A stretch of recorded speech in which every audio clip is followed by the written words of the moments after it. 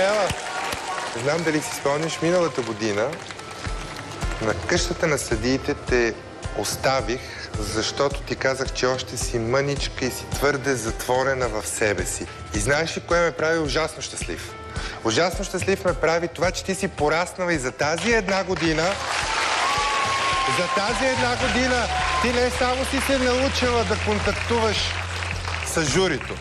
Ти си се научила да контактуваш с публиката. Ти си натрупала точно това, което ти е необходимо, за да стане образът ти завършен и да си един сериозен претендент за спечелването на това предаване.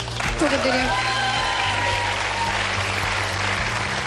Михаела, толкова се радвам, че реши да се явиш още на първия кастинг. И смятам, че това беше едно от най-мъдрите, най-силните и най-верните решения, които си взимала.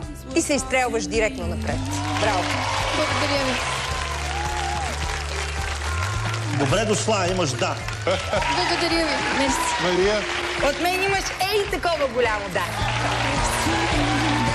Давам ти да. Благодаря. Не само се надявам, знам, че ще ми докажеш, че съм взел правилното решение и тази година ще ги разбием. Дай от мен. Благодаря.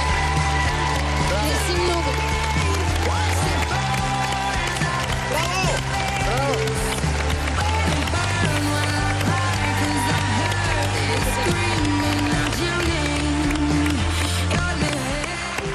Ще разбиеш, ако е в твоя отбор. Точно така!